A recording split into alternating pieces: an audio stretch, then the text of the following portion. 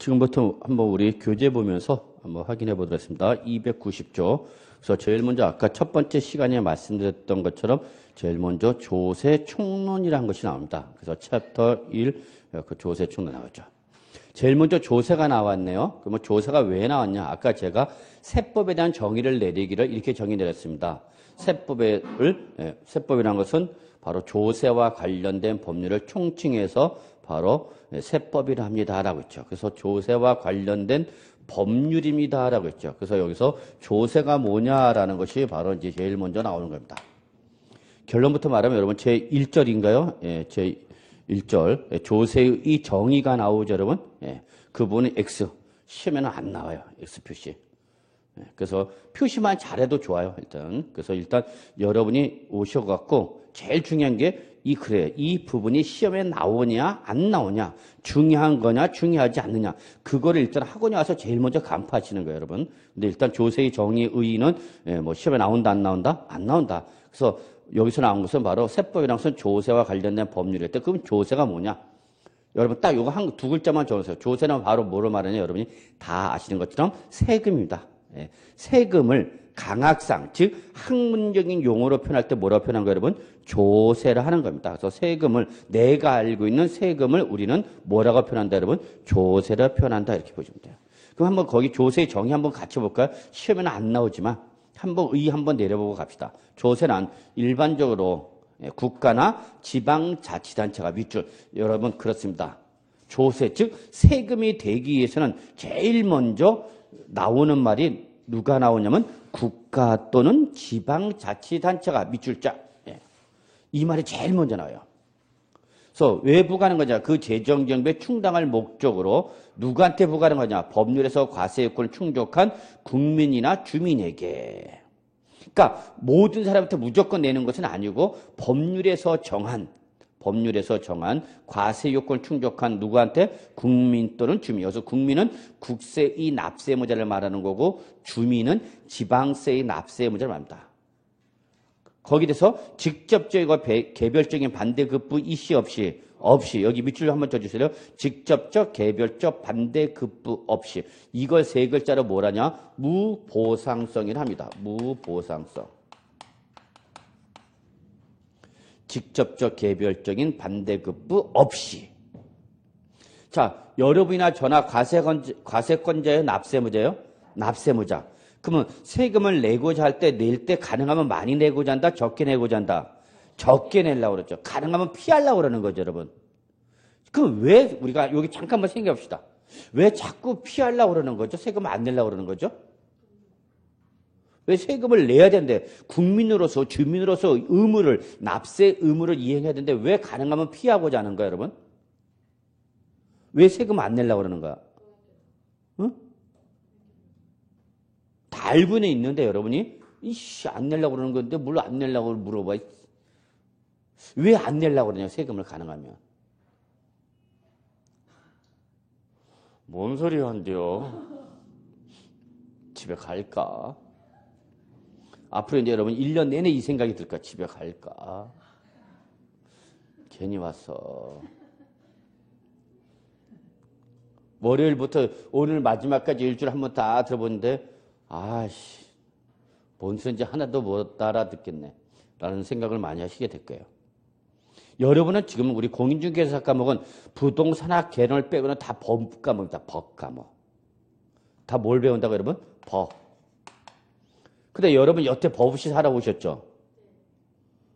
법 없이 살아왔잖아. 내가 뭐 민법을 알고 살아온 게 아니잖아. 그래서 여태까지 법 없이 한평생을 법 없이 살던 사람이 갑자기 뭘 공부하려니? 법을 공부하려니 막 아주 머리에 쥐가 빡빡 나면서 이 공부를 괜히 했다라는 생각도 뭐 벌써부터 오죠. 지금이라도 환급을 해달라고 그럴까? 벌써 감을 잡았을까? 저는 여기 계신 주부님들이 정말 부럽습니다. 주부님이 부러운 게 아니라 주부님의 아저씨가 부럽습니다. 얼마나 좋을까, 아저씨들은. 좋아합니다, 여러분. 속으로는 무지하게 좋아합니다. 제가 저희 집사람한테 공인중개사가 강의하기 때문에 공인중개사 좀 공부해봐요. 책 갖다 주면요. 딱 민법제 딱 첫 번째 딱 펼쳐보더니 싹 도로 덮어. 덮어. 그리고 하는 말이 이건 내가 가야 할 길이 아니대. 도대체 너는 어딜 길 가냐 물어보고 싶은데 이 공부 좀 해도 안 해요. 그렇게 안 해요. 하여튼 현명한 거 어떻게 보면 벌써 알지. 자기가 붙을지 못 붙을지. 아유 야 내가 갈 길이 아니대. 그래서 제가 힘들어요. 그래서 여러분 앞으로 다 법을 공부할 텐데 근데 맨 처음에 여러분 무슨 소리인지 못 알아들어요. 그냥. 그래서 저는 이렇게 말씀드립니다. 운전면허 따갖고 운전할 때 그 생각하시면 돼요. 그러니까 맨 처음에 운전 시험에 합격하고 차 몰고 나오면 정신 없잖아, 여러분. 작간법, uk간법 없어. 그냥 무조건 렛츠고야. 그냥 밟냐, 쓰냐, 오로지 그거지. 작간법, uk간법 없어. 그냥 무조건 렛츠고야, 그냥. 아무리 뒤에서 빵빵 클렉션 울려봐라. 스키야, 네 갈 길은 네가 알아서 가라. 나는 나대로 간다. 마이웨이다 하고. 근데 여러분 이제 지금 뭐 운전 꽤 하다 보면 이제 숙달 되시면 이제 뭐 차 안에서 노는 거잖아. 뭐 빠라바라고 백파킹다 막 빠라바라바라바라바라 하면서 그냥 막 들어가죠. 똑같아. 저는 이 말씀드려요. 맨 처음에는 뭐든지 낯설고 어렵고 그래. 근데 그걸 자꾸 이제 우리 1년 내내 공부하는 게 이게 뭐 하는 건지 반복하는 거죠. 반복. 그럼 이제 여러분 우리 어떤 A라는 지점에서 B라는 지점 갈 때 그때 맨 처음 갈 때는 길을 모르잖아요, 여러분. 그러니까 어떻게 가야 되는 건지 막 내비게이션 찾아보고 뭐 정말 어렵게 가죠. 근데 몇 번 왔다 갔다 하다 보면 이제 아주 능수능란하죠, 이제. 이제 심지어는 지름길도 통해. 막혀서도 얼른 빠졌다 얼른 들어가면 된다. 똑같아요, 여러분. 처음 공부할 때는 처음이니까 모든 게 낯설고 어려워, 여러분. 그러니까 그런 걸 감안해 주시기 바랍니다. 그 다음에 저는 이제 항상 우리 공인중개사 공부하는 분한테 이걸 강조하는데 여러분은 부동산 전문가가 되고자 오신 분입니다. 공인중개사는요, 부동산 전문가 자격시험입니다. 근데 여러분들은 자꾸 이거를 놓쳐. 일반인이 모르는 전문적 지식을 갖고 있는 사람이 뭐가 되는 거예요, 여러분? 전문가예요, 여러분. 그죠? 일반 상식을 배우는 게 아니잖아요, 여러분은. 그러니까 공인중개사나 부동산 전문가고 전문가니까 당연히 여러분이 전문적 지식을 습득하고 계셔야 되는 분이야. 그러니까 여러분 전문적 지식을 공부하니까 당연히 내용이 쉬워 어려워. 어려운가? 그러니까 어려운 건 당연한 거예요, 여러분. 그걸 깔고 들어가야 돼. 그래서 남들이 어렵다고 하는 걸 내가 함으로써 나는 그걸로 먹고 살겠다는 얘기야, 여러분. 남들이 다 아는 걸 가지고 먹고 사는 게 아니라 남들이 어렵다고 하는 걸 나는 공부해서 붙어서 이거로서 부동산 전문가로서 앞으로 먹고 살겠다는 얘기예요, 여러분. 근데 자꾸 이걸 놓쳐요, 여러분은. 제가 가장 안타까운 게 뭐냐면 이 공부를 하면서 이렇게 생각합니다. 왜 이렇게 어려워요? 막 짜증내면서 공부하는 사람이 있어. 그럼 속으로는 가! 그러고 싶어요. 누가 하라고 그랬어, 이거를? 가! 그러고 싶어요. 그런데 그럴 수는 없잖아. 그래서 말은 그렇게 못해요. 아니에요. 처음에 다 그래요. 살살 달래. 그렇게 여기서 학원이 뭐 하는 일은 뭐냐. 우리 실장님부터 해서 다 달래는 거야. 그냥 할 수 있어요. 할 수 있어요. 형제 자매님 할 수 있어요. 근데 속으로는 저는 그래요. 자, 저는 정말 이거 부동산 첫 시간이니까 뭐 이런 거 말씀인데 전문가가 되고자 오신 분이고 전문가가 되고자 하는 것은 바로 전문적 지식을 여러분이 습득하고 익숙해야 되는 건데 그러니까 여러분 공부하는 내용 자체가 쉬운가 어려운가? 어려울 수밖에 없다. 그걸 깔고 가자는 얘기야. 그래서 내가 이 시험에 합격하고 나면은 일반인들이 모르는 전문적 지식을 가지고 나는 먹고 살겠다. 그 생각을 하셔야 되는 거예요. 무슨 말인지 아시죠? 그러니까 일반인이 다 아는 상식이면 자격시험 자체가 필요가 없는 거지. 그러니까 여러분이 좀 공부를 할 때 이렇게 어려운 거니까 내가 지금 공부를 하는가. 그래서 이 시험에 나는 합격하는 거야. 그러면 나만 어려워서 이미 합격해서 일하신 분도 어려워서 그분들 다 여러분하고 배운 거하고 똑같아요, 여러분. 작년, 재작년, 그전 5년 전, 10년 전에 공부한 사람이나 지금 여러분이 공부한 내용이나 큰 차이는 없어. 근데 여러분 아시다시피 공인중개사 큰 부담 갖지 않고 오셔서 공부하잖아요. 그럼 그분들 다 학교에서 다 나가서 일하고 있잖아. 그러니까 여러분 충분히 할 수 있어, 없어? 있어요, 여러분. 충분히 할 수 있는 거예요, 여러분. 다만 처음에는 모든 게 낯설고 어렵기 때문에 그런 거니까 여러분 그냥 가볍게 받아들이세요. 그래서 사실 이 공부를 하지 않은 분은 이 공인중개사 자격시험이 뭐 대충 뭐 어떻게 하면 될 것 같이 생각하고 오신 분들도 많아요. 근데 결국은 그런 생각을 갖고 계신 분은 버틸 수가 없죠. 그래서 여러분 주위에 시작은 같이 했으나 마지막 합격자 모임에서 뵐 수 있는 분은 다 있지는 않아요. 그래서 여러분이 좀 부동산 전문가가 되고자 오셨다는 걸 잊지 마시기 바라겠습니다. 그래서 결론 다시 원위치 복귀합니다. 거기서 직접적 개별적 반대 급부 없이라는 것은 바로 무보상성이다. 즉 이거는 세금을 적게 내려는 이유는 바로 요것 때문입니다. 내가 세금을 냈다 해서 거기에 대해서 나한테 직접적으로 개별적인 반대 급부가 있어 없어? 없어. 세금을 낸 사람이나 안 내는 사람이나 차이가 없다는 얘기입니다. 자, 우리 집에 화재가 발생했습니다. 그래서 119에 전화 걸었어. 빨리 소방차 보내주세요. 그랬더니 119에서 뭐라냐면 국세 다 내셨나요? 지방세 다 내셨나요? 납부 영수증 있습니까? 납부 영수증 있어 팩스로 보내주세요. 확인하고 출동하겠습니다. 그렇지는 않잖아. 대가를 세금을 낸 사람이나 내지 않은 사람이나 국가나 지방자치단체가 제공하는 모든 공공재 서비스지를 다 받을 수 있는 거죠. 그러니까 가능하면 대가를 지급하고 안 하고 혜택은 받으려고 그러는 거죠. 대가는 지급하지 않으면서 혜택을 받으려는 걸. 요걸 경제학상 뭐라고 표현하죠, 여러분? 이걸 경제학상 조금 뭐 어려운 말인지 모르겠지만 네 글자로 무임승차 그러는 거죠. 다 아는 거죠? 이게 바로 여러분, 우리가 공인중개사 공부하는 거. 여러분이 모르는 내용은 별로 없어. 일상생활과에 다 살아왔기 때문에. 근데 그 내가 알고 있는 게 시험에서 물어보는 그건지를 이게 이제 접목이 잘 안 돼서 그런 거지. 그래서 맨 처음에 그래서 어려워요, 여러분. 그래서 결국은 세금을 안 내는 이유는 바로 요 무보상성, 직접적, 개별적 반대급부 이슈 없이. 자, 거기 이런 말 있죠. 밑줄, 법률적 강제력이 있어. 법률적 강제력이야. 그러니까 이건 내가 내고 싶어서 내는 게 아니라 뭐에 의해서 여러분? 법률에 의해서 강제적으로 내게 하는 거야. 그러니까 내가 선택할 여지가 있어 없어? 없죠. 예. 그래서 특히 법률적 근거가 바로 우리 세법에서 이 말합니다. 조세 법률주의. 우리 세법 최고의 원칙입니다.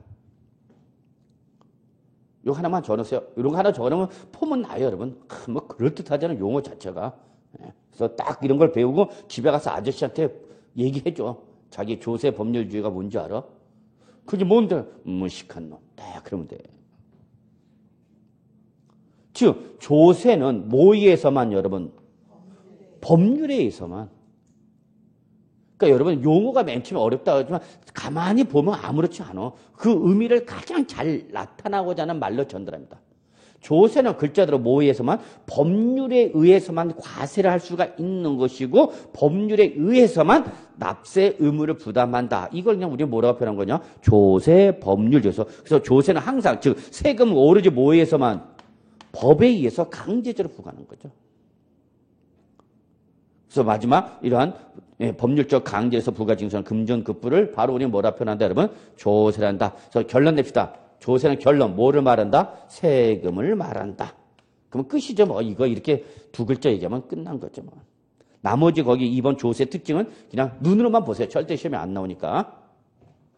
그 다음에 291조 여러분 조세의 분류와 체계가 있어요. 여러분 여기 별표 하나. 여기부터가 이제 전통적인 출제법입니다. 291조 조세의 분류 별표 하나. 다만 요즘에는 잘 안 나옵니다. 과거에 초창기 때는 좀 많이 나왔었는데 최근에는 문제 수준이 자꾸 높아지기 때문에 기본적인 내용은 자꾸 배제가 되고 점점 난이도가 올라가고 있는 추세다라는 걸 말씀드릴 수 있습니다. 그래서 조세는 분류 기준을 뭐로 삼느냐에 따라서 여러 가지로 구분할 수 있는데 그중에 가장 근간이 되는 것이 여러분 밑줄 국세와 지방세입니다. 그래서 요거 한번 좀 정의 좀 내려봅시다. 그래서 조세는 분류 기준에 따라서 여러 가지로 구분할 수 있는데 제일 먼저 과세권자가 누구냐에 따라서 크게 두 가지로 구분합니다. 뭐 국세와 뭐로 지방세. 그럼 요거는 1교시 때 제가 얼핏 오리엔테이션 할 때 설명드렸었죠. 국세가 뭐예요? 어렵지 않아요. 여기 써져 있어. 국세 누가? 국가가 부과하는 조세를 말하는 거예요, 여러분. 그러면 지방세는 뭐를 말하냐? 써져 있네. 지방. 뭐를 말하는가? 요즘은 지방자치단체가 부과하는 조세를 말하는 거예요, 여러분. 게임 끝이야, 여러분. 국세가 뭐냐 물으신다면 뭐라고 표현하면 되는가? 국가가 부과하는 조세를 말하는 거고, 지방세는 뭐냐 물으면 뭐라고 표현하면 되는가, 여러분? 지방자치단체가 부과하는 조세를 말합니다. 라고 얘기하는 거죠, 뭐. 끝이야, 뭐. 여기서 국가로서는 바로 국가는 뭐를 말하는 거죠, 여러분? 지방자치단체에 대응되는 게 중앙정부죠. 정부.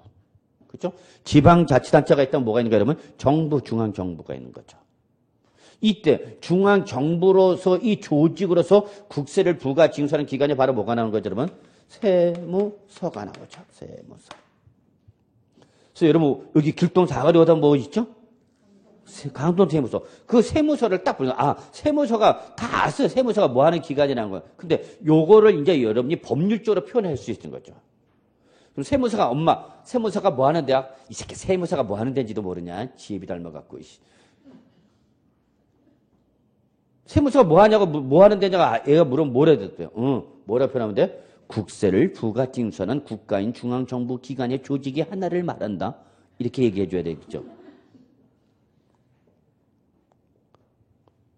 이해하셨죠? 그래서 여러분, 그런데 여러분 하나 꼭 해야 돼요. 모든 국세는, 즉, 국세의 종류에 관계없이 모든 국세는 과세관청으로서 누가 나온다, 여러분? 세무서. 즉 세무서장이 과세권자입니다. 모든 국세는